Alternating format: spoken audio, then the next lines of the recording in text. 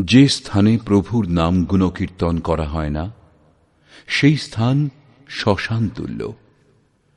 মানুষ বর্তমানে এত ব্যস্ত যে মনোবাসনা থাকলেও ভজনা করার সময় নেই তার কাছে। এরূপ পরিস্থিতিতে গীতা শাস্ত্রের বার্তা কর্ণকুহরে প্রবেশ করা মাত্র পরম শ্রেয় এবং সমৃদ্ধি সংস্কারগুলির বীজ রোপিত হয়। ভগবানের দিব্য সন্দেশ যথার্থ গীতা শ্রবণের মাধ্যমে সারাটা দিন কাজের মাঝেও পরম প্রভুর স্মরণ হতে থাকবে। এটাই ভজনার অবলম্বন।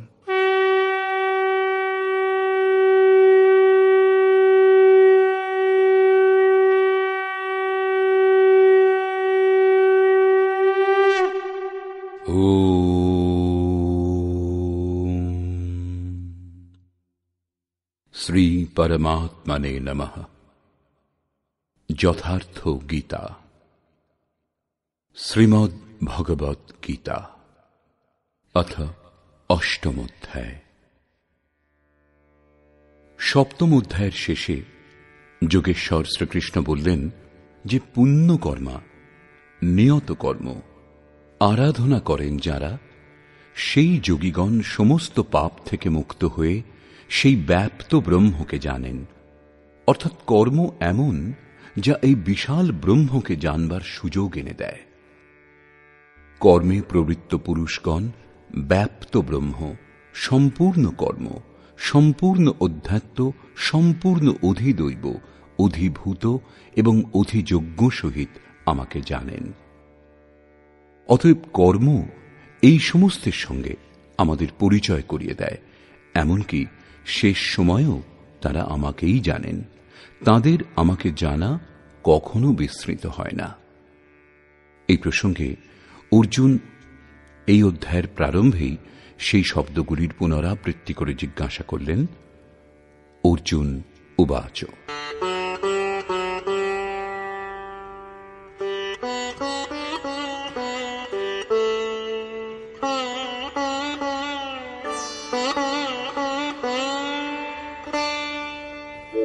কিম তদ্ব্রহ্ম কিমধ্যাত্মম কিম কর্ম পুরুষোত্তম অধিভূতং চ কিম প্రోক্তম অধিদৈবং কিমুচ্যতে। হে পুরুষোত্তম, ব্রহ্ম কি, অধ্যাত্ম কি, কর্ম কি, অধিভূত এবং অধিদৈব কাকে বলে? অধিয়জ্ঞঃ কথম কোত্র দেহেস্মিন মধুসূদন প্রয়াণকালে চ কথম জ্ঞেয়োऽসি নিয়তাত্মভিঃ। হে মধুসূদন, এই দেহে অধিযজ্ঞ কে এবং কি রূপে অবস্থিত? প্রমাণিত হল যে অধিযজ্ঞ অর্থাৎ যজ্ঞের অধিষ্ঠাতা এইরূপ কোন পুরুষ যিনি মনুষ্য দেহধারী। সমাহিত চিত্ত পুরুষগণ মৃত্যু সময় কিভাবে আপনাকে জানতে পারেন? এই 7টি জিজ্ঞাসার ক্রমানুসারে সমাধান করবার জন্য যোগেশ্বর শ্রীকৃষ্ণ বলছেন। শ্রী ভগবান উবাচ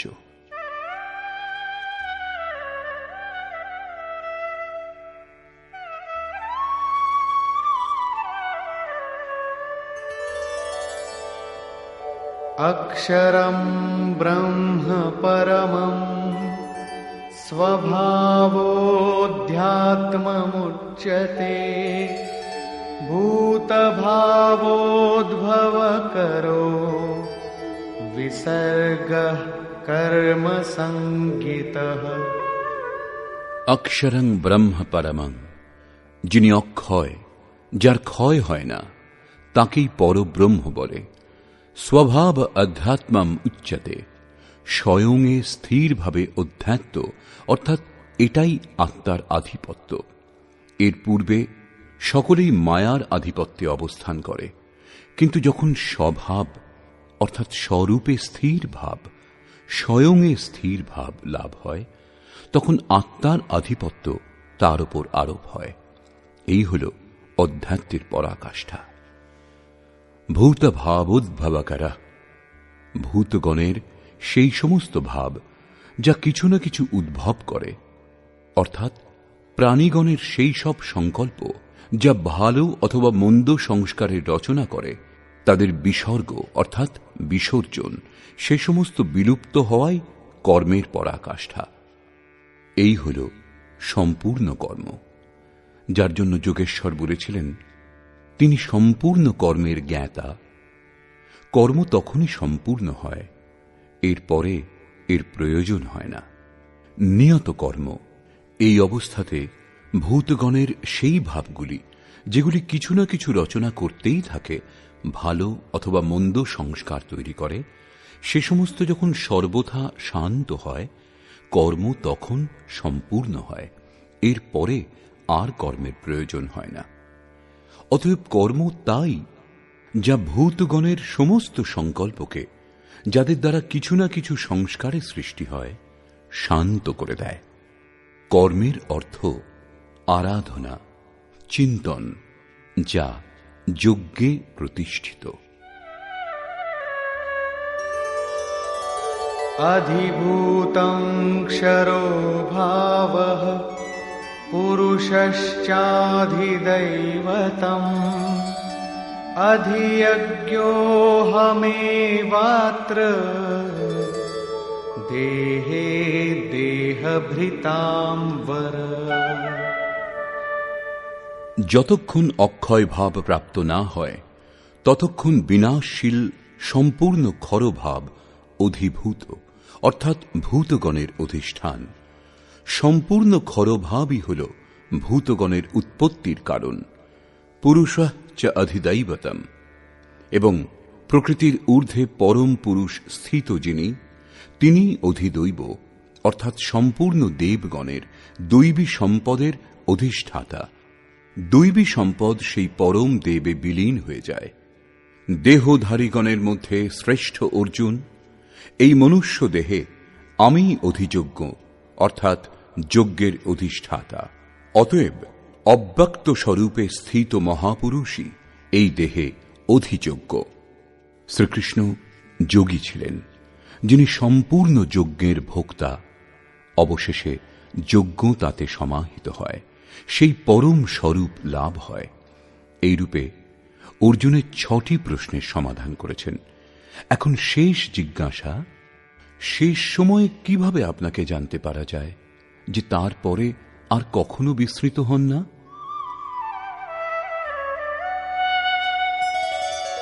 অন্তকালে চ মামেব স্মরन् মুক্ত্বা কলেবরম ইয়ঃ প্রয়াতি সমদ্ভাবম याति नास्त्यत्र संशयः। যোগেশ্বর শ্রীকৃষ্ণ বলছেন যে যিনি মৃত্যুকালে অর্থাৎ নিরুদ্ধ মনের বিলীন হওয়ার সময় আমাকে স্মরণ করতে করতে দেহের সম্বন্ধ ত্যাগ করে পৃথক হয়ে যান, তিনি মদ্ভাবং, সাক্ষাৎ আমার স্বরূপ লাভ করেন, তাতে কোনো সন্দেহ নেই।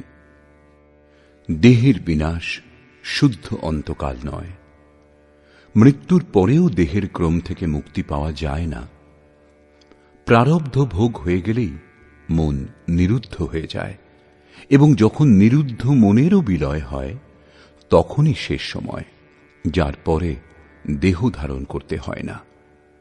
এটা ক্রিয়াত্মক, কেবল শুনে বার্তালাপে বোঝা সম্ভব নয়। যতক্ষণ বস্ত্রের মতো দেহের পরিবর্তন হচ্ছে, ততক্ষণ দেহের অন্ত কোথায় হল? নিরুদ্ধ মন। এবং যখন নিরুদ্ধ মনেরও বিলয় হয়, তখন দেহ থাকতেই দেহের সম্বন্ধগুলি বিচ্ছিন্ন হয়ে যায়। যদি মৃত্যুর পরেই এই অবস্থা লাভ হয়, তাহলে শ্রীকৃষ্ণ পূর্ণ হতেন না। তিনি বলেছেন যে বহু জন্মের অভ্যাসের পর প্রাপ্তিযুক্ত জ্ঞানী সাক্ষাৎ আমার স্বরূপ হন। আমি তাঁতে এবং তিনি আমাতে স্থিত হন, তাঁতে ও আমাতে লেশ মাত্রও পার্থক্য থাকে না। এটাই জীবিত থাকাকালীন প্রাপ্তি। যখন আর দেহ ধারণ করতে হয় না, তখন সেটাই দেহের শেষ কাল। এটা বাস্তবিক শরীর অন্তের চিত্রণ, যার পরে আর জন্ম হয় না। অন্য শরীর অন্ত মৃত্যু, যা লোক প্রচলিত, কিন্তু এই শরীর অন্তের পর আবার জন্ম হয়। यं यं वापि स्मरन् भावं त्यजत्यन्ते कलेवरं तं तमेवैति कौन्तेय सदा तद्भावभावितः। কৌন্তেয়, মৃত্যুকালে মানুষ যে যে ভাব চিন্তা করতে করতে দেহত্যাগ করে, সেই সেই ভাবকেই প্রাপ্ত হয়। তাহলে তো খুব সোজা আদান প্রদান। আজীবন আনন্দ করে মৃত্যুর সময় ভগবানের স্মরণ করে নিলেই হয়। কিন্তু শ্রীকৃষ্ণের অনুসারে এরূপ হয় না। সদা তদ্ভাব ভাবিতঃ, সেই ভাবেরই চিন্তন করতে সমর্থ হন যে ভাবের চিন্তন আজীবন করেছেন। আজীবন যা চিন্তা করে এসেছেন সেটাই মনের মধ্যে প্রতিফলিত হয়, এর অন্যথা হয় না। অতএব তস্মাৎ সর্বেষু কালেষু মামনুস্মর যুধ্যা চ ময়্যর্পিতমনো বুদ্ধিঃ মামেবৈষ্যস্য সংশয়ম। সেই জন্য অর্জুন, তুমি সর্বদা আমাকে স্মরণ করো এবং যুদ্ধ করো। আমাতে মন ও বুদ্ধি সমর্পণ করলে তুমি নিঃসন্দেহে আমাকেই লাভ করবে। নিরন্তর চিন্তন এবং যুদ্ধ একসঙ্গে কিরূপে সম্ভব? নিরন্তর চিন্তন এবং যুদ্ধের স্বরূপ কি তাহলে এরূপ যে জয় কনহাইয়া লাল কি, জয় ভগবান কি, এই বলে বলে স্বরসন্ধান করতে থাকবেন? কিন্তু স্মরণের স্বরূপ এর পরের শ্লোকে স্পষ্ট করে যোগেশ্বর বলছেন,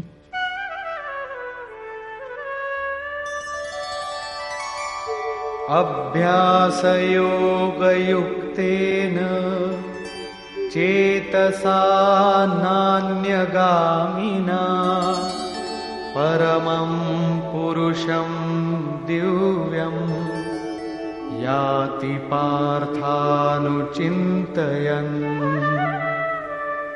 হে পার্থ, সেই স্মরণের জন্য যোগাভ্যাসে যুক্ত হয়ে, অর্থাৎ আমার চিন্তন এবং যোগের অভ্যাস একে অন্যের পর্যায়ভুক্ত, অনন্যগামী চিত্তে নিরন্তর চিন্তন করতে করতে যোগী পরম প্রকাশ স্বরূপ দিব্য পুরুষ অর্থাৎ পরমাত্মাকে লাভ করেন। মনে করুন এই পেন্সিলটা ভগবান, তাহলে এখন এটা ছাড়া অন্য কোনো বস্তুর স্মরণ উচিত নয়। এর আশেপাশে যদি আপনি বই অথবা অন্য কিছু দেখতে পান, তাহলে আপনার স্মরণ খণ্ডিত হয়ে গেছে। স্মরণ যখন এইরূপ সূক্ষ্ম হয় যে ইষ্টের অতিরিক্ত অন্য কোনো বস্তুর স্মরণ পর্যন্ত হয় না, মনে তরঙ্গও ওঠে না। তাহলে এখন কথা হলো যে স্মরণ এবং যুদ্ধ একসঙ্গে কি করে হবে? বস্তুত যখন আপনি চিত্তকে সব দিক থেকে সংযত করে নিজের একমাত্র আরাধ্যের স্মরণে প্রবৃত্ত হবেন, তখন মায়াময় প্রবৃত্তিরূপে কাম, ক্রোধ, রাগ, দেশ বাধারূপে উপস্থিত হবে। আপনি স্মরণ করে যাবেন, কিন্তু তারা আপনার অন্তরে উদ্বেগের সৃষ্টি করবে, আপনার মনকে স্মরণ থেকে বিচলিত করবার চেষ্টা করবে। এই বাহ্য প্রবৃত্তিগুলির পারে যাওয়াই যুদ্ধ। নিরন্তর চিন্তনের সঙ্গেই যুদ্ধ সম্ভব, অর্থাৎ নিরন্তর চিন্তনে প্রবৃত্ত থাকবার চেষ্টা করে যাওয়াই যুদ্ধ। গীতাশাস্ত্রের একটা শ্লোকও বাহ্য জগতের হত্যাকাণ্ডের সমর্থন করে না। চিন্তন কার করা হবে? এই প্রসঙ্গে বলছেন,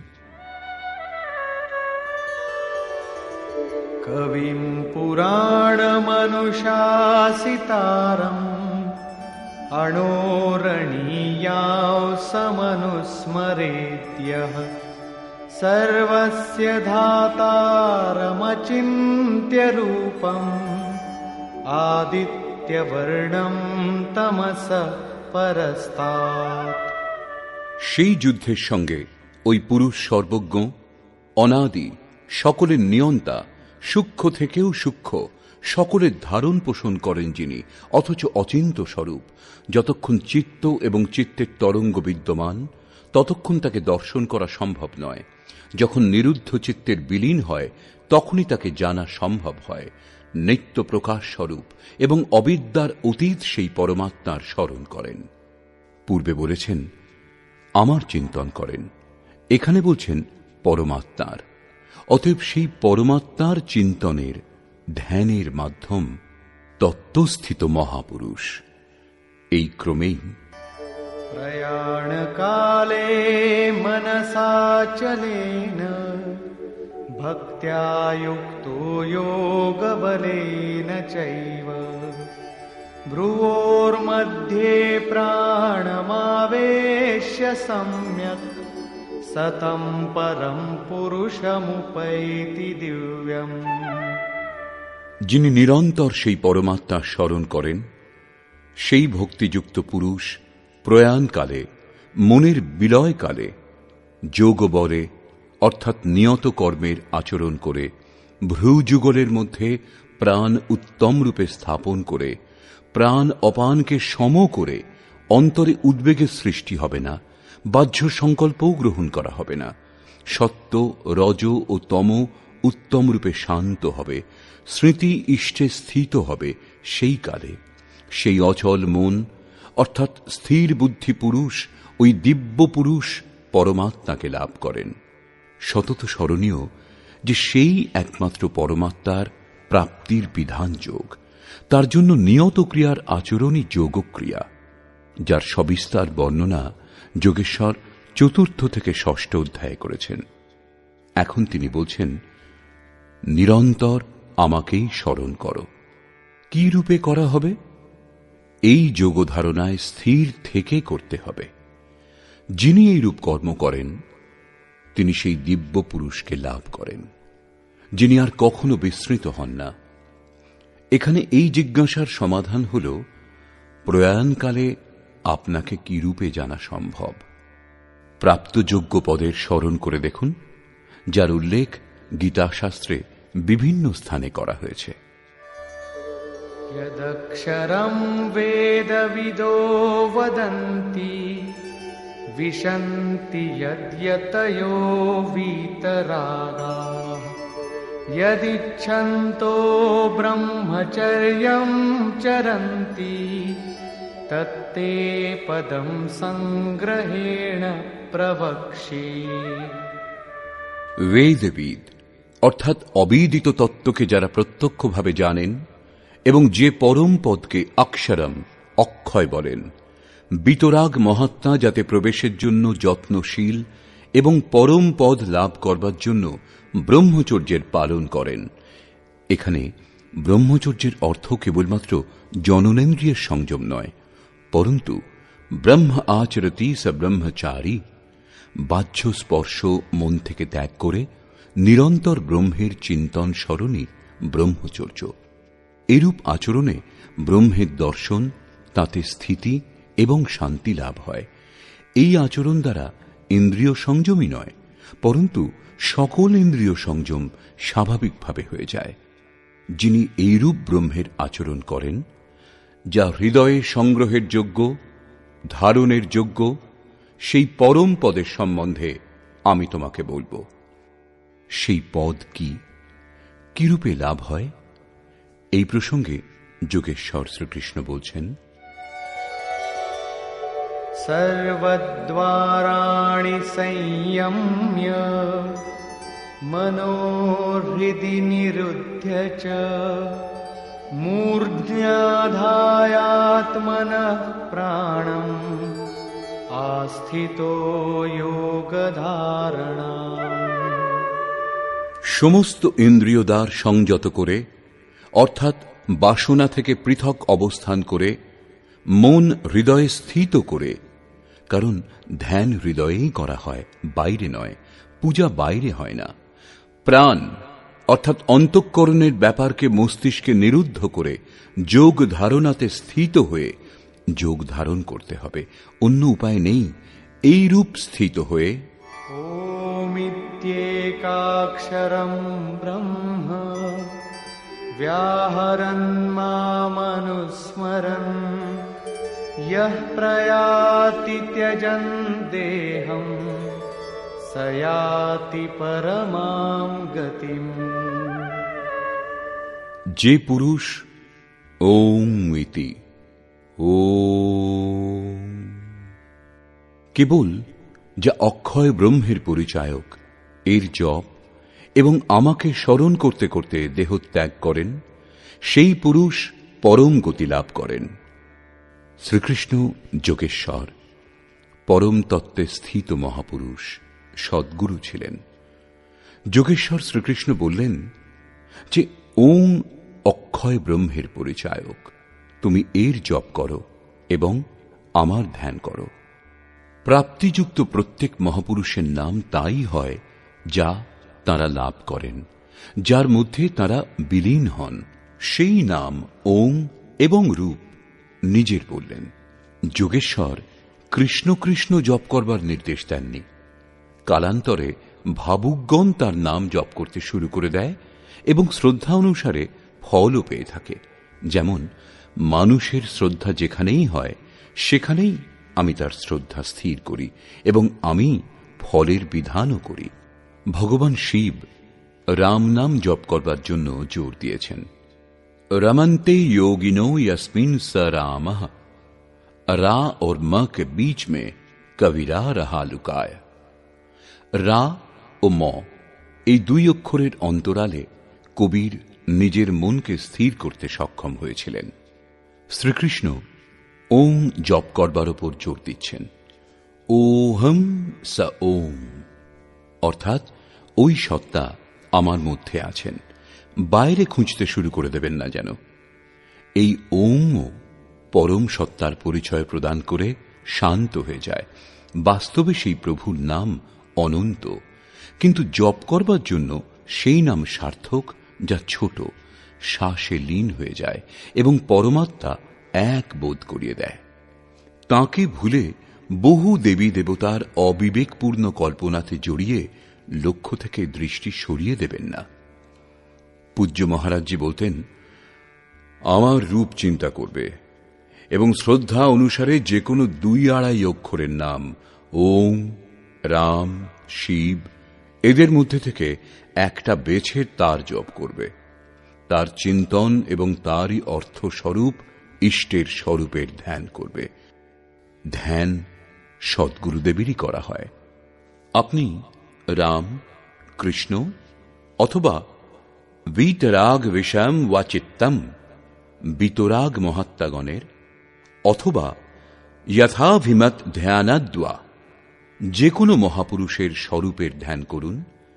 তিনি অনুভবে আপনার সঙ্গে মিলিত হবেন এবং আপনার সমকালীন কোনো সদ্গুরুর দিকে এগিয়ে দেবেন, যার মার্গদর্শনে আপনি ধীরে ধীরে প্রকৃতির ক্ষেত্রের পারে চলে যাবেন।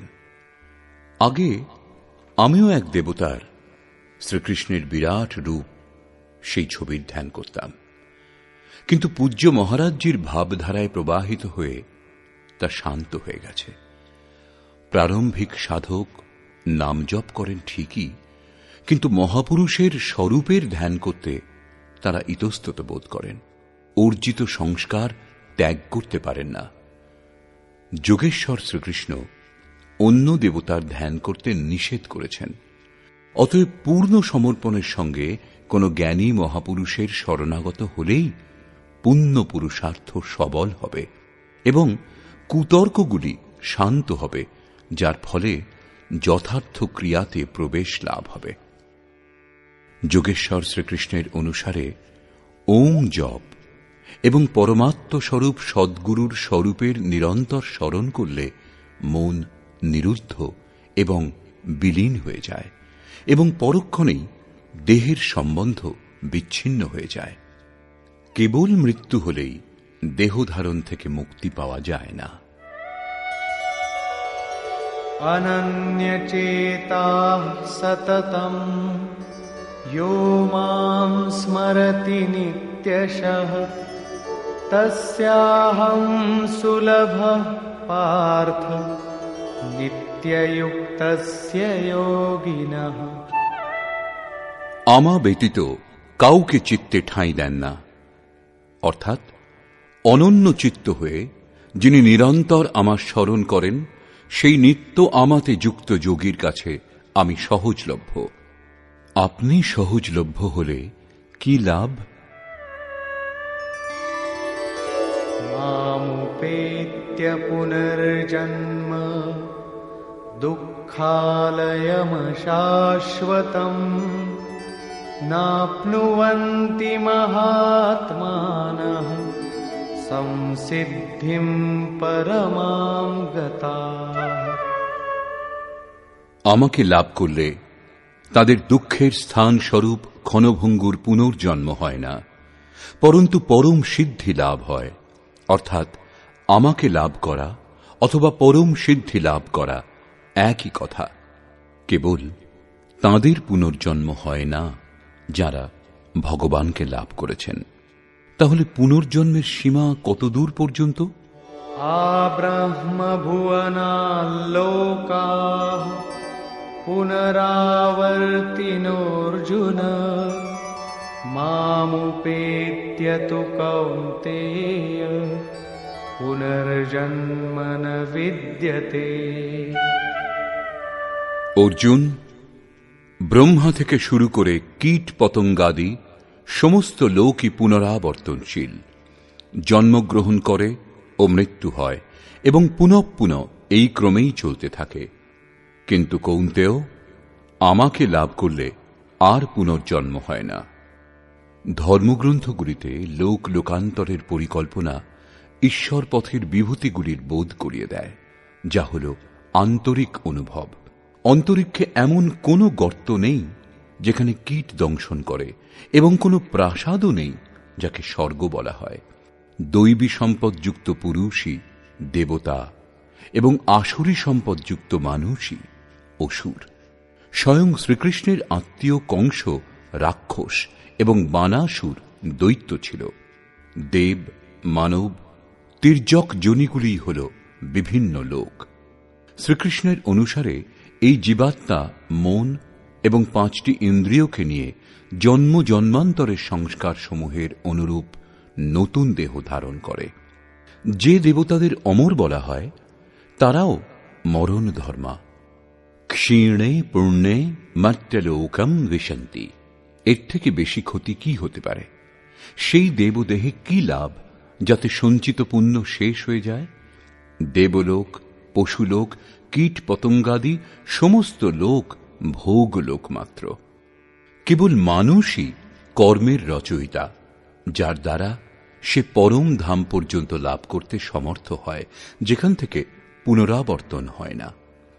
যথার্থ কর্মের আচরণ করে মানুষ দেবতা হোক অথবা ব্রহ্মার স্থিতি লাভ করুক, কিন্তু পুনর্জন্মের হাত থেকে ততক্ষণ রেহাই পায় না যতক্ষণ মন নিরুদ্ধ না হয় এবং বিলীন হয়ে পরমাত্মার সাক্ষাৎকার করে ওই পরম ভাবে স্থিত না হয়। উদাহরণার্থ উপনিষদও এই সত্যের উদ্ঘাটন করে। यदा सर्वे प्रमुच्यन्ते कामा यस्य हृदि स्थितः अथ मर्तो अमृतो भवत्यत्र ब्रह्म समश्नुते। হৃদয়ে স্থিত সমস্ত কামনা যখন সমূলে নষ্ট হয়ে যায়, তখন মরণ ধর্মা ব্যক্তি অমর হয়ে যায় এবং এখানে এই সংসারেই, এই মনুষ্য দেহেই উত্তম রূপে পরমাত্মার সাক্ষাৎ অনুভব করে থাকেন। প্রশ্ন ওঠে যে তাহলে কি ব্রহ্মাও মরণ ধর্মা? 3য় অধ্যায়ে যোগেশ্বর শ্রীকৃষ্ণ প্রজাপতি ব্রহ্মার প্রসঙ্গে বলেছিলেন যে প্রাপ্তির পরে বুদ্ধি যন্ত্রমাত্র হয়, তার মাধ্যমে পরমাত্মা ব্যক্ত হন। এইরূপ মহাপুরুষগণ দ্বারাই যজ্ঞের সংরচনা হয়েছে এবং এখানে বলছেন যে ব্রহ্মার স্থিতি লাভ করেছেন যিনি, তিনিও প্রত্যাবর্তন করেন। যোগেশ্বর শ্রীকৃষ্ণ কি বলতে চাইছেন? বস্তুত যে মহাপুরুষগণের মাধ্যমে পরমাত্মা ব্যক্ত হন সেই মহাপুরুষগণের বুদ্ধিও ব্রহ্মা নয়, কিন্তু উপদেশ দেন ও কল্যাণের সূত্রপাত করেন, সেই জন্য ব্রহ্মা বলা হয়। তাঁরাও ব্রহ্মা নন, তাদের কাছে নিজের বুদ্ধি বলে কিছু থাকে না। কিন্তু এর পূর্বে সাধনাকালে বুদ্ধি ব্রহ্মা, অহংকার শিব, বুদ্ধি অজা, মন শশী, চিত্ত মহান। সাধারণ ব্যক্তির বুদ্ধি ব্রহ্মা নয়। বুদ্ধি যখন ইষ্টে স্থিত হয় তখনই ব্রহ্মার রচনা হয়, যার 4টি সোপান সম্বন্ধে মনীষীগণ বলেছেন। পূর্বে 3য় অধ্যায় বলেছেন, স্মরণ করে দেখতে পারেন, ব্রহ্মবিদ, ব্রহ্মবিদ্যর, ব্রহ্মবিদ্যরিয়ান, ব্রহ্মবিদ্যরিষ্ট। ব্রহ্মবিদ সেই বুদ্ধিকে বলে যা ব্রহ্মবিদ্যার সঙ্গে সংযুক্ত। যিনি ব্রহ্মবিদ্যাতে শ্রেষ্ঠত্ব অর্জন করেছেন তিনিই ব্রহ্মবিদ্যর। ব্রহ্মবিদ্যরিয়ান সেই বুদ্ধি যার সাহায্যে পুরুষ ব্রহ্মবিদ্যাতে দক্ষতাই নয়, পরন্তু তার নিয়ন্ত্রক, সঞ্চালক হয়ে যান। ব্রহ্মবিদ্যরিষ্ট বুদ্ধির শেষ সীমা, যার মাধ্যমে ইষ্ট প্রবাহিত হন। বুদ্ধির অস্তিত্ব এতদূর পর্যন্তই, কারণ যে ইষ্ট প্রবাহিত হন তিনি ও গ্রহণকর্তা বুদ্ধি এখনো পৃথক পৃথক, এখনো তা প্রকৃতির মধ্যেই সীমাবদ্ধ। এখন স্বয়ং প্রকাশ স্বরূপে যখন বুদ্ধি ব্রহ্মা থাকে, জাগ্রত থাকলে সম্পূর্ণ ভূত অর্থাৎ চিন্তনের প্রবাহ জাগ্রত থাকে, এবং যখন অবিদ্যাতে থাকে তখন অচৈতন্য অবস্থায় থাকে। একেই প্রকাশ ও অন্ধকার, দিন ও রাত্রি বলে সম্বোধন করা হয়। ব্রহ্মবিদ্যেতার সেই শ্রেণীকে ব্রহ্মা বলে যার মধ্যে ইষ্টের ভাবধারা প্রবাহিত হয়। ইষ্ট লাভ করেও সর্বোৎকৃষ্ট বুদ্ধিতে বিদ্যার অর্থাৎ যিনি স্বয়ং প্রকাশ স্বরূপ তাঁতে বিলীন করে দিন এবং অবিদ্যার রাত্রি, প্রকাশ এবং অন্ধকার ক্রমাগত চলতে থাকে। এতদূর পর্যন্ত মায়া সাধকের উপর প্রভাব বিস্তার করতে পারে। প্রকাশকালে অচেতন ভূত সচেতন হয়ে যায়, লক্ষ্য দৃষ্টিগোচর হয়, এবং বুদ্ধির অন্তরালে অবিদ্যার রাত্রির প্রবেশকালে সমস্ত ভূত অচৈতন্য হয়ে যায়। বুদ্ধি স্থির করতে পারে না, স্বরূপের দিকে এগোনো বন্ধ হয়ে যায়। এটাই ব্রহ্মার দিন এবং রাত্রি।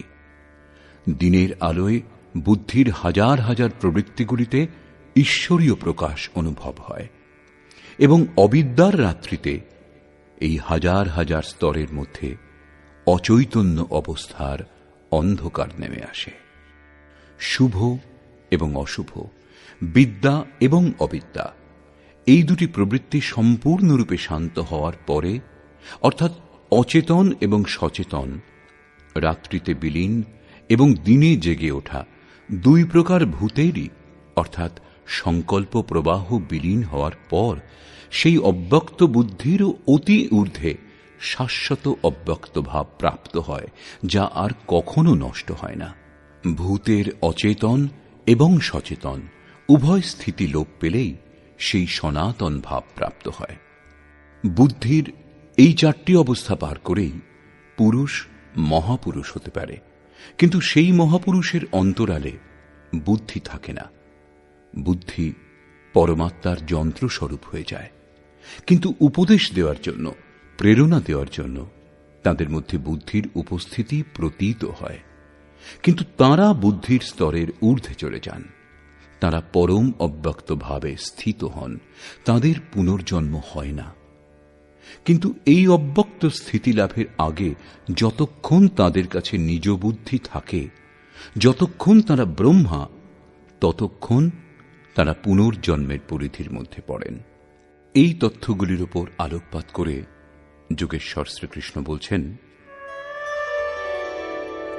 সহস্রযুগ পর্যন্তম অহর্যদ ব্রহ্মণো বিদুঃ रात्रिं युगसहस्रान्तां तेहोरात्रविदो जनाः। যারা সহস্র চতুর্যুগের ব্রহ্মার রাত্রি এবং সহস্র চতুর্যুগের তার দিন সম্বন্ধে অবগত হন, সেই পুরুষগণ সময়ের তত্ত্ব যথার্থ জানেন। প্রস্তুত শ্লোকে দিবারাত্রি বিদ্যা অবিদ্যাকে বলা হয়েছে। ব্রহ্মবিদ্যা সংযুক্ত বুদ্ধি ব্রহ্মার প্রবেশিকা এবং ব্রহ্মবিদ্যরিষ্ট বুদ্ধি ব্রহ্মার পরাকাষ্ঠা। বিদ্যা সংযুক্ত বুদ্ধি হল ব্রহ্মার দিন। যখন বিদ্যা কার্যরত হয় তখন যোগী স্বরূপের দিকে এগিয়ে যান। অন্তঃকরণের শত শত প্রবৃত্তির মধ্যে ঈশ্বরীয় প্রকাশের সঞ্চার হয়। এইরূপ অবিদ্যার রাত্রির আগমনে অন্তঃকরণের হাজার হাজার প্রবৃত্তিগুলির মধ্যে মায়ার দ্বন্দ্ব প্রবাহিত হয়। প্রকাশ ও অন্ধকারের সীমা এতদূর পর্যন্তই। এরপরে না অবিদ্যা থাকে না বিদ্যাই থাকে। তখনই পরম তত্ত্ব পরমাত্মাকে জানতে পারা যায়। যিনি একে তত্ত্বত উত্তম রূপে জানেন, সেই যোগী কালের তত্ত্বকে জানেন, যে কখন অবিদ্যার রাত্রি হয়, কখন বিদ্যার দিন উপস্থিত হয়, কালের প্রভাব কতদূর পর্যন্ত অথবা সময়ের হাত থেকে কখন নিস্তার পাওয়া যায়। প্রারম্ভিক মনীষীগণ অন্তঃকরণকে চিত্ত অথবা কখনো কখনো বুদ্ধি বলে সম্বোধন করেছিলেন। কালান্তরে অন্তঃকরণকে মন, বুদ্ধি, চিত্ত এবং অহংকার এই চারটি প্রমুখ বৃত্তিতে বিভাজন করা হয়েছে, যদিও অন্তঃকরণের প্রবৃত্তি অনন্ত।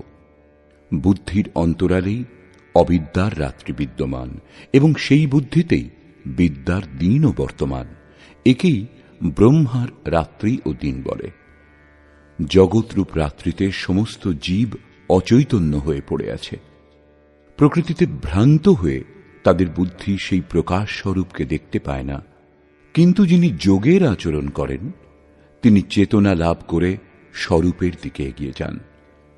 যেমন গোস্বামী তুলসীদাস রামচরিত মানসে লিখেছেন, কবহু দিবস মহ নিবিড়তম কবহুক প্রগট পতঙ্গ বিনসই উপজয়ী জ্ঞান জিমি পাই কুসঙ্গ সুসঙ্গ। বিদ্যার সঙ্গে সংযুক্ত বুদ্ধি কুসঙ্গে পড়ে অবিদ্যাতে পরিণত হয়। পুনরায় সুসঙ্গ লাভ করে সেই বুদ্ধিতেই বিদ্যার সঞ্চার হয়। এই উত্থান পতন সাধনা সম্পূর্ণ না হওয়া পর্যন্ত চলতে থাকে। সম্পূর্ণ হওয়ার পরে বুদ্ধি, ব্রহ্মা, রাত্রি, দিন কিছুই থাকে না। এই হল ব্রহ্মার দিবারাত্রির রূপক। হাজার হাজার বছর দীর্ঘ রাত্রি হয় না, হাজার হাজার চতুর্যুগের দিনও হয় না, এবং চার মুখ যুক্ত কোনো ব্রহ্মাও নেই। বুদ্ধির উপরোক্ত চারটি ক্রমিক অবস্থায় ব্রহ্মার চারটি মুখ এবং অন্তঃকরণের চারটি প্রমুখ প্রবৃত্তি তার চতুর্যুগ। এই প্রবৃত্তিগুলিতেই রাত্রি ও দিন ঘটে থাকে। যারা এই রহস্য সম্বন্ধে তত্ত্বত অবগত, সেই যোগীগণ কালের রহস্য সম্বন্ধে অবগত, যে কালের প্রভাব কত দূর পর্যন্ত এবং কোন পুরুষ কালের অতীত হন। দিবারাত্রি বিদ্যা অবিদ্যাতে কার্য ঘটে থাকে, তা যোগেশ্বর শ্রীকৃষ্ণ স্পষ্ট করছেন। अव्यक्ताद्व्यक्तयः सर्वाः प्रभवन्त्यहरागमे रात्र्यागमे प्रलीयन्ते तत्रैवाव्यक्तसंज्ञके। ব্রহ্মার দিনের প্রবেশকালে অর্থাৎ বিদ্যা দৈবী সম্পদের প্রবেশকালে সমস্ত প্রাণী অব্যক্ত বুদ্ধিতে চেতনা লাভ করে এবং রাত্রির প্রবেশকালে সেই অব্যক্ত অদৃশ্য বুদ্ধিতে জাগ্রত সূক্ষ্ম তত্ত্ব অচেতন হয়ে যায়। ওই সমস্ত প্রাণী অবিদ্যার রাত্রিতে স্বরূপ স্পষ্ট প্রত্যক্ষ করতে পারে না, কিন্তু তাদের অস্তিত্ব বজায় থাকে। জাগ্রত হওয়া এবং অচেতন হওয়ার মাধ্যম এই বুদ্ধি, যা সকলের মধ্যে অব্যক্ত রূপে বিদ্যমান, দৃষ্টিগোচর হয় না।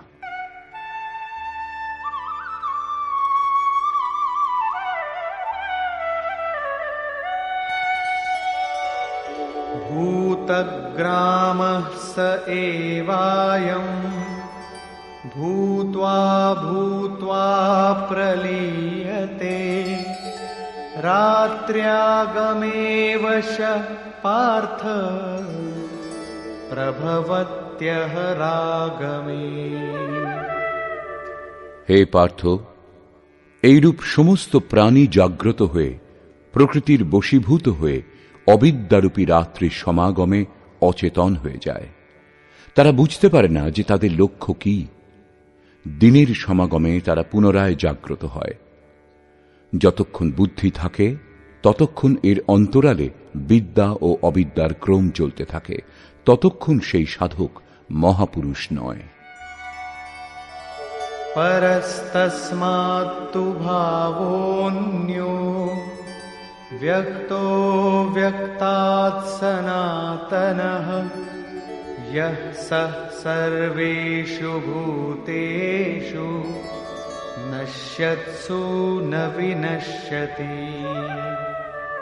ব্রহ্মা অর্থাৎ বুদ্ধি অব্যক্ত, ইন্দ্রিয়গ্রাহ্য নয়, এবং এর থেকেও পর সনাতন অব্যক্ত ভাব, যা সমস্ত ভূতের বিনাশ হলেও বিনাশ হয় না, অর্থাৎ বিদ্যাতে সচেতন এবং অবিদ্যাতে অচেতন, দিনে উৎপন্ন এবং রাত্রিতে বিলীন ভাবযুক্ত অব্যক্ত ব্রহ্মারও বিলীন হবার পরে সেই সনাতন অব্যক্ত ভাব প্রাপ্ত হয়, যার বিনাশ হয় না।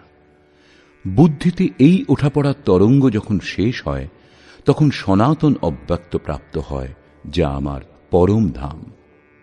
যখন সনাতন অব্যক্ত ভাব প্রাপ্ত হয়, তখন বুদ্ধিও সেই ভাবে ভাবিত হয়, সেই ভাবকেই ধারণ করে। সেজন্য বুদ্ধি বিলীন হয়ে যায় এবং তার পরিবর্তে সনাতন অব্যক্ত ভাব শুধু থাকে। अव्यक्तोऽक्षर इत्युक्तः तमाहुः परमां गतिम् यं प्राप्य न निवर्तन्ते तद्धाम परमं मम। সেই সনাতন অব্যক্ত ভাবকে অক্ষর অর্থাৎ অবিনাশী বলা হয়। একেই পরম গতি বলে। ওই আমার পরম ধাম, যা প্রাপ্ত হয়ে মানুষ ফিরে আসে না, তাদের পুনর্জন্ম হয় না। এই সনাতন অব্যক্ত ভাবের প্রাপ্তির উপায় বলছেন।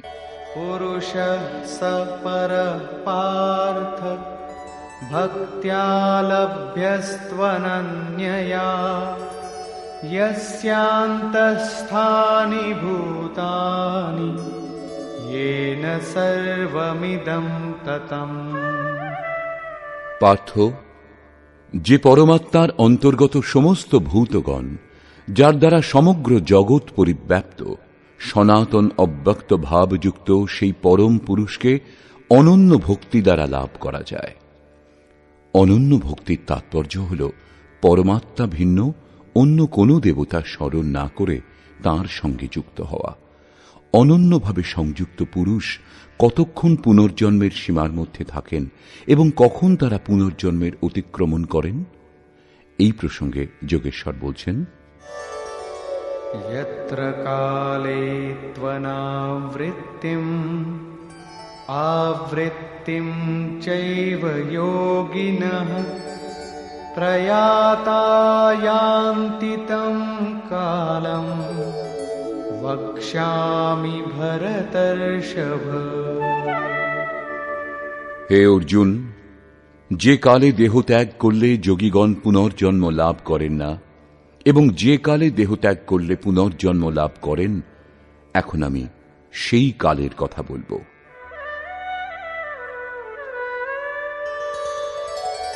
अग्निर्ज्योतिरः शुक्लः षण्मासा उत्तरायणम् तत्र प्रयाता गच्छन्ति ब्रह्म ब्रह्मविदो जनाः।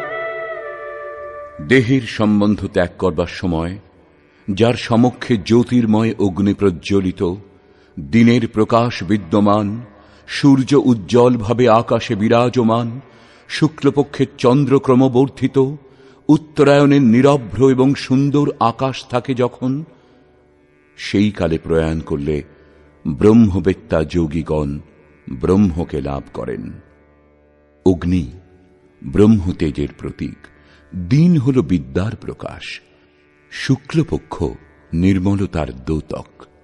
বিবেক, বৈরাগ্য, সম, দম, তেজ এবং প্রজ্ঞা, এই সমস্ত ষড়ৈশ্বর্যকেই ষণ্মাস বলে। ঊর্ধ্বরেতা স্থিতিই হল উত্তরায়ণ। প্রকৃতির পারে এই অবস্থায় যারা পৌঁছেছেন তারাই ওই ব্রহ্মবেত্তা যোগীগণ ব্রহ্মকে লাভ করেন। তাদের পুনর্জন্ম হয় না।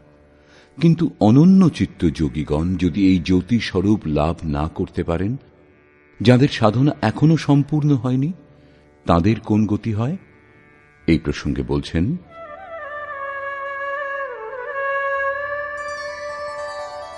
ধূমো রাত্রিস্তথা কৃষ্ণঃ ষণ্মাসা দক্ষিণায়নম তত্র চান্দ্রমসং জ্যোতি যোগী প্রাপ্য নিবর্ততে। যার প্রয়াণকালে ধূম আচ্ছন্ন হয়, যোগাগ্নি অর্থাৎ অগ্নিযজ্ঞ প্রক্রিয়ায় উৎপন্ন অগ্নিস্বরূপ ধূম দ্বারা আচ্ছাদিত থাকে, অবিদ্যার রাত্রি অন্ধকারে থাকে, কৃষ্ণপক্ষের চন্দ্রমা ক্ষীণ হতে থাকে, কালিমার বাহুল্য থাকে, ষড়বিকার অর্থাৎ কাম, ক্রোধ, লোভ, মোহ, মদ ও মৎস্যযুক্ত দক্ষিণায়ন অর্থাৎ বহির্মুখী হয়, যে পরমাত্মা থেকে এখনো দূরে, সেই যোগীকে পুনরায় জন্ম নিতে হয়। তাহলে কি দেহের সঙ্গে সেই যোগীর সাধনা নষ্ট হয়ে যায়? এই প্রসঙ্গে যোগেশ্বর শ্রীকৃষ্ণ বলছেন, শুক্ল কৃষ্ণে গতি হেতে জগতঃ শাশ্বতে মতে একয়া यात्यनावृत्तिम् अन्यया वर्तते पुनः। শুক্ল এবং কৃষ্ণ এই দুই প্রকারের গতি জগতে শাশ্বত, অর্থাৎ সাধনের কখনো বিনাশ হয় না। এক অর্থাৎ শুক্ল অবস্থাতে প্রয়াণ করেন যিনি, তিনি পরম গতি প্রাপ্ত হন, এবং অন্য অবস্থাতে যার মধ্যে ক্ষীণ প্রকাশ এবং কালিমা বাকি থাকে, এইরূপ অবস্থাতে প্রয়াণ করেন যিনি, তাকে পুনরায় দেহ ধারণ করতে হয়। যতক্ষণ পূর্ণ প্রকাশ লাভ না হয় ততক্ষণ ভজন করবার প্রয়োজন হয়। প্রশ্নটি সম্পূর্ণ হল। এখন এর সাধনের উপর পুনরায় জোর দিলেন। নৈতে স্মৃতি পার্থ জানন যোগী মুহ্যতি কশ্চন তস্মাৎ সর্বেষু কালেষু যোগযুক্তো ভবার্জুন।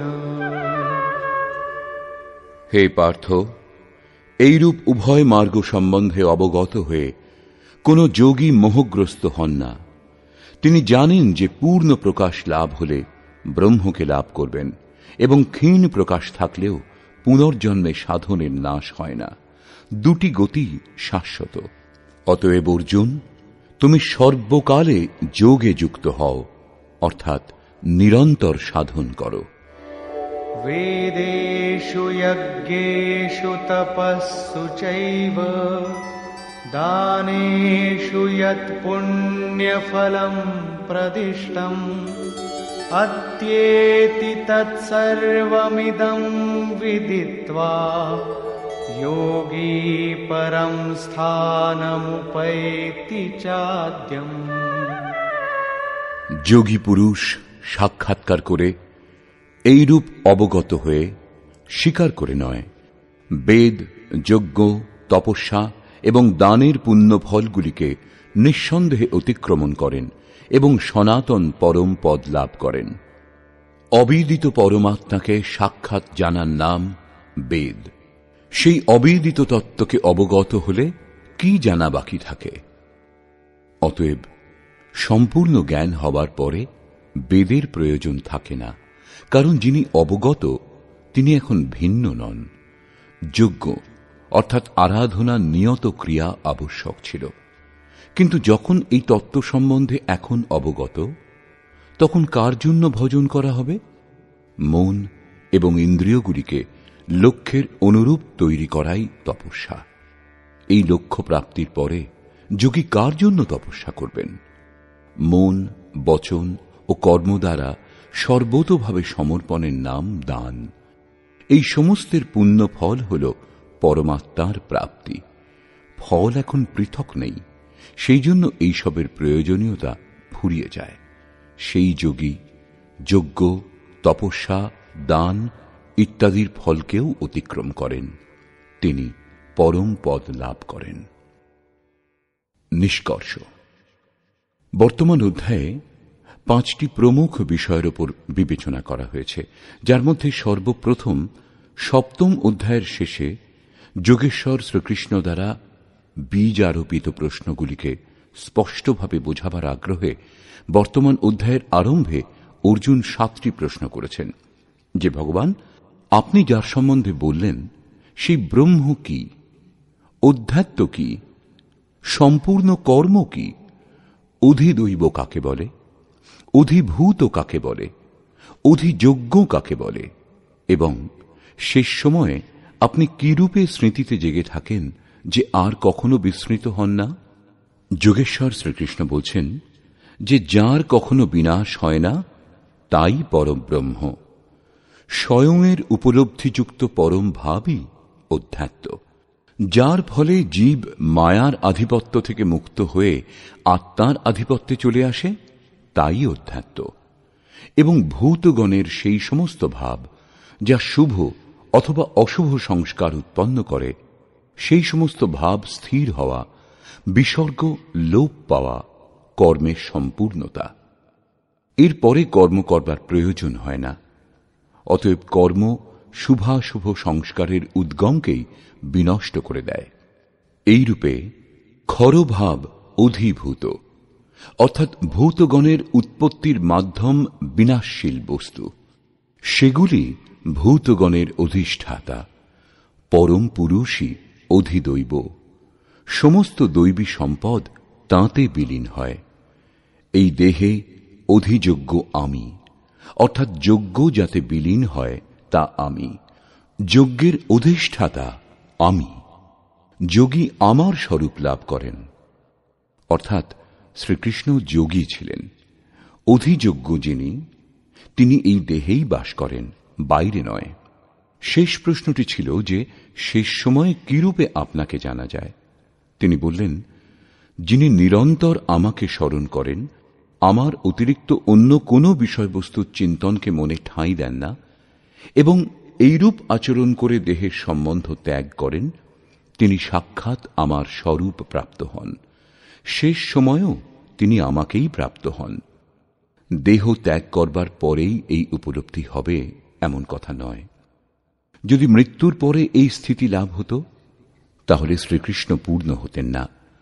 বহু জন্ম ধরে যে পথিক চলে আসছেন ও লাভ করছেন, সেই জ্ঞানই তার স্বরূপ হতেন না। সেই জন্য সম্পূর্ণরূপে মন নিরুদ্ধ, এবং এই নিরুদ্ধ মনেরও বিলয়ই হল অন্তকাল। তবেই এই দেহের উৎপত্তির মাধ্যম শান্ত হয়ে যায়। সেই সময় পরম ভাবে প্রবেশের যোগ্যতা লাভ হয়। যিনি এইরূপ স্থিতি লাভ করেছেন তার পুনর্জন্ম হয় না। এইরূপ প্রাপ্তির জন্য তিনি স্মরণের বিধান বললেন, যে অর্জুন নিরন্তর আমার স্মরণ করো এবং যুদ্ধ করো। এই দুটি কাজ একসঙ্গে করা কি করে সম্ভব? কদাচিৎ এরূপ হবে যে জয় গোপাল, হে কৃষ্ণ বলাও হবে, সঙ্গে সঙ্গে লাঠি চালনাও করা হবে। এখানে স্মরণের স্বরূপ স্পষ্ট করলেন যে যোগ ধারণাতে স্থির থেকে আমাকে ছাড়া অন্য কোনো বস্তু স্মরণ না করে নিরন্তর স্মরণ করো। স্মরণ যখন এত গভীর, তখন যুদ্ধ কিভাবে সম্ভব? মনে করুন, এই পুস্তকটি ভগবান। আপনি যখন তার ধ্যান করবেন, তখন যেন এর আশেপাশের বস্তু, সম্মুখে যেগুলি আছে সেগুলির বা অন্য দেখাশোনা কোনো বস্তুর চিন্তা যেন মনে না ওঠে। এই সমস্ত যেন আপনি দেখতে না পান। যদি দেখতে পান তাহলে ঠিকভাবে স্মরণ হচ্ছে না। এইরূপ স্মরণে যুদ্ধ কি করে হবে? বস্তুত যখন আপনি নিরন্তর স্মরণে প্রবৃত্ত হবেন তখনই যুদ্ধের যথার্থ স্বরূপ প্রকট হবে। সেই সময় মায়াময় প্রবৃত্তি বাধারূপে উপস্থিত হবে। কাম, ক্রোধ, রাগ, দেশ এরা দুর্জয় শত্রু। এই শত্রুগুলি স্মরণে বাধা সৃষ্টি করে। এদের পার করে যাওয়াই যুদ্ধ। এই শত্রুদের নাশ করলেই যোগী পরম গতি লাভ করেন। এই পরম গতি লাভ করবার জন্য অর্জুন, তুমি ওং জপ করো এবং ধ্যান আমার করো। অর্থাৎ শ্রীকৃষ্ণ যোগী ছিলেন, নাম ও রূপ আরাধনার চাবিকাঠি। যোগেশ্বর শ্রীকৃষ্ণ এই জিজ্ঞাসার সমাধান করলেন যে পুনর্জন্ম কি, কারা এর অন্তর্গত। তিনি বললেন, ব্রহ্মা থেকে শুরু করে যাবৎমাত্র জগৎ পুনরাবর্তী নিয়মের অন্তর্ভুক্ত এবং এদের সমাপ্তির পরেও আমার পরম অব্যক্ত ভাব এবং তাতে স্থিতি সমাপ্ত হয় না। এই যোগে প্রবিষ্ট পুরুষের গতি দুটি। যিনি পূর্ণ প্রকাশপ্রাপ্ত, ষড়ৈশ্বর্য সম্পন্ন এবং ঊর্ধ্বরেতা, যার মধ্যে লেশমাত্রও ত্রুটি নেই, তিনি পরম গতি লাভ করেন। যদি ওই যোগকর্তার মধ্যে লেশমাত্রও ত্রুটি থাকে, কৃষ্ণপক্ষের ন্যায় কালিমার সঞ্চার দেখা যায়, এইরূপ অবস্থাতে যার দেহের সময় পূর্ণ হয় সেই যোগীকে জন্ম নিতে হয়। তিনি সামান্য জীবের মতো জন্মমৃত্যুর চক্রে জড়ান না, পরন্তু জন্ম নিয়ে বাকি সাধনা সম্পূর্ণ করেন। এইরূপে পরের জন্মে সেই ক্রিয়ার আচরণ করে তিনিও সেখানেই পৌঁছন যার নাম পরম ধাম। এর পূর্বেও শ্রীকৃষ্ণ বলেছেন যে এর সামান্য সাধনও জন্মমৃত্যুর মহাভয় থেকে উদ্ধার করে। উভয় পথই শাশ্বত, কখনো নিশ্চিহ্ন হয় না। এই যথার্থকে বুঝে পুরুষ যোগ থেকে ভ্রষ্ট হন না। অর্জুন, তুমি যোগী হও। যোগী বেদ, তপস্যা, যজ্ঞ এবং দানের পুণ্যফলকে লঙ্ঘন করে যান, পরম গতি প্রাপ্ত হন। বর্তমান অধ্যায়ে পরম গতির উল্লেখ কয়েকবারই করা হয়েছে, যাকে অব্যক্ত, অক্ষয় এবং অক্ষর বলে সম্বোধিত করা হয়েছে, যা কখনো ক্ষয় অথবা বিনাশ হয় না। অতএব